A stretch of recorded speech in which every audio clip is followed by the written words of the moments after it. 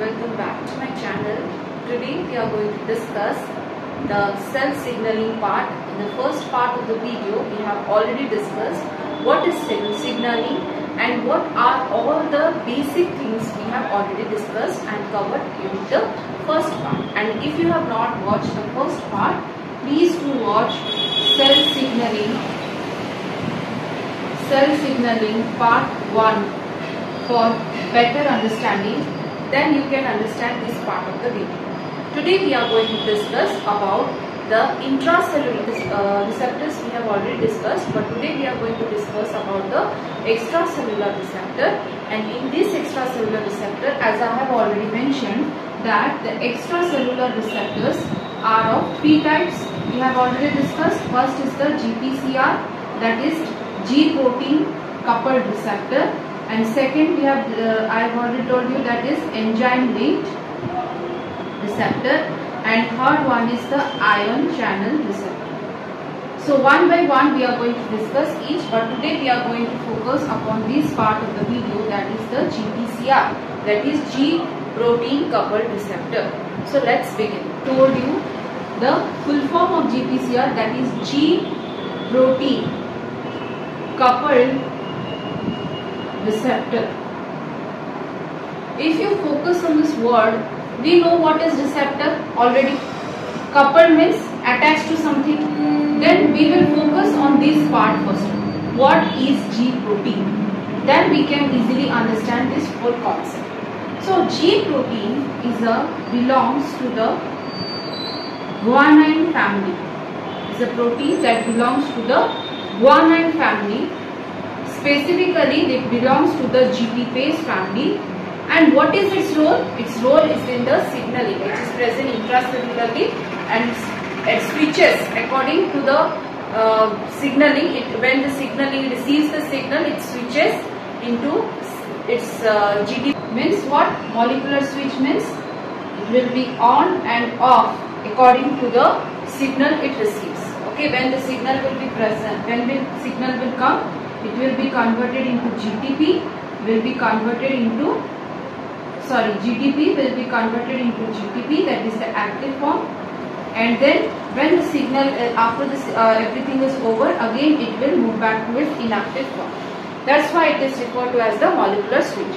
And we will discuss it. As I have already told you, G protein belongs to the GTPase. What is GTPase? GTPase is the hydrolase enzyme, or you can belong hydrolyze. Means it will convert the GTP into GDP group. Okay, it will convert the GTP into GDP group. Okay, this is the role of the GTPase. Okay, converted into GTP, that means the signal is on. If GTP is getting converted into GDP, that means signal is off. That means it is the GTP consists of 3-phosphate, or you can say that is alpha, beta and gamma. Whenever this GTP will be reduced to GDP form, then what will happen? One of the member, that is it is involved in the neurotransmitter. This GPCR is involved in the neurotransmitter, involved in the immune cell signaling. Okay, all these are the signaling. This disease factors,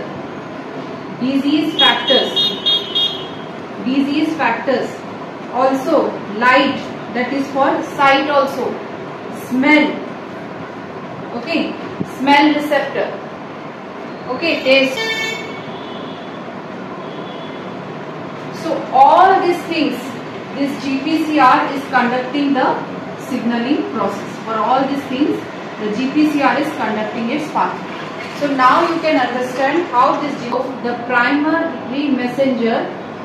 Here the primary messenger is the ligand, because I have already told you that the ligand, first our example is hormones. Okay, some of the growth factor, etc. are the examples of primary messenger. Primary messenger means the one which first receives the message. So ligand first receives the secondary messenger are the intracellular messenger what does it do? It receives the messages from extracellular signaling. What does that mean? Extracellular signaling means what? Whatever the signal is received from by the primary messenger, that signal will be received by the secondary messenger. As I have already told you in the introductory part of this cell signaling, that it is not between only two cells. It is a cascade of cells. That is, one cell will activate, another cell will signal another cell, and that process the cell signaling occurs. Now we will after some time we will understand how this process goes on. So that's why the primary messenger first receives the message, that is the ligand. Then it will pass on into the secondary messenger for the further terminate, or we remove this secondary messenger, then the whole cell signaling process will be end. Okay, this whole cell signaling process will be terminated. Why? Because the primary messenger will not pass the message in further. If we stop from the secondary messenger, although the secondary messenger can't further transmit the message, and the whole process will be stopped. So this is one interesting secondary messenger. What are the examples of secondary messenger? First example is calcium. Second is IP3. We will discuss what is IP3. Then some other cyclic AMP, cyclic GMP. These are all the examples of secondary. That CMP is a derived form of, it is a derived form of transmembrane protein that spans the membrane 7 times. That means, suppose this is the GPCR receptor, then it will be present like this in the serpentine manner. Okay, 7 times it will be present. This is the serpentine structure of the eukaryotes. All eukaryotes, this GPCR will be present. Okay, this is a membrane. This is a GPCR, as it will span the membrane 7 times. Okay, and here it is attached to the GDP, that is, it is remained in the inactive. Why it is still in the inactive form? Because here ligand, this is the plasma membrane, and this is in the GDP state. First step. Now what will happen? The second step, the ligand will come. Second step, what will happen? This ligand will come. What is ligand? Is the primary messenger. Suppose a messenger will come and bind to this GPCR. Okay, this will come and bind here. What will happen? This GDP will be converted into GTP. As I have already discussed before only, this GTP has 3 subunits, alpha, beta and gamma converted to GTP. And what separated out? What will happen? The third diagram shows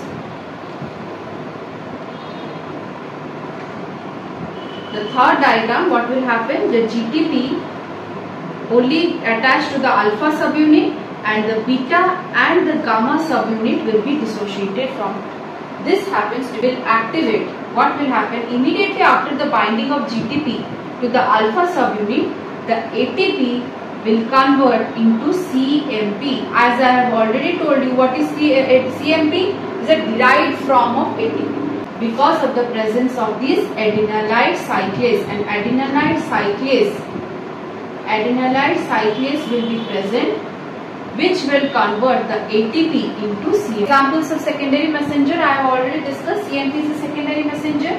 So what it will do? This CMP will go and activate PKA, that is protein kinase A, and these protein kinase A consist of 4 subunits, that is 2 regulatory unit and 2 catalytic unit. Once this CMP will come and bind here, it will separate this regulatory unit from this catalytic unit. Okay, all these things are happening in the cytosol. Now these catalytic unit will enter from cytosol into the nucleus, and inside the nucleus it will activate the nucleus transcription factor. Okay, transcription factor, and it will activate the protein, the desired protein, which is needed to be activated, it will activate. In the IP3 DAG pathway, we will study what this is same mechanism as the GPCR. We will study it in this. Again, what happens in the no ligand condition? GTP is present. Okay, that is, it is present in the inactivated. Alpha, beta, gamma will be present together. When second step, ligand will come. Ligand will come. GTP is converted into GTP. Now what will happen? This alpha unit will only attach to GTP and this beta and gamma will be dissociated. Okay, and what will happen? The adenylate cyclase which is present in the membrane, adenylate cyclase which is a enzyme which is present in the protein as a plasma membrane, will convert ATP into CMP, and here the CMP acts as a secondary messenger. This CMP will go and activate the pKa. What is pKa? pKa is the protein kinase A. Kinase means it is again an enzyme. So it has regulatory unit and catalytic unit. Again, when the CMP will come and bind here, the catalytic unit will be separated out, and from the cytosol it will enter into the nucleus and it will activate the transcription factors of the nucleus and the desired protein will be activated. So by this you can see how once one receives, that is the primary messenger receives, and therefore the signals goes and goes and goes from one to another and finally we get the desired product. The thing which is needed to be activated gets activated. So it does not occur in 2 to 3 steps. It occurs in a series of cascade of converted from the inactive condition to the active condition, because it helps in the conversion of glycogen into glucose. If the body glucose level is less, then it will help in the conversion of glycogen into glucose. Contraction. By now you have understood that pKa is an enzyme. Remember, pKa is protein kinase A. Transcription factors. It helps in many transcription factors. So that's why it is very essential for the activation. CMP helps in the breakdown of glycogen, also relaxation of heart rate, relaxation of water absorption, the kidney, okay, water absorption, gene expression, okay. That's why this CMP is important to be activated. So by now you have understood that how this GPCR system is working in a basic manner. This is all about the GPCR. In the next part of the video, we are going to discuss about IP3 DAG pathway, which is also a part of GPCR only. And do not forget to like, share and subscribe my channel and press the bell icon so that you get notified whenever I upload my videos. So hope you have a very nice day and have a great day.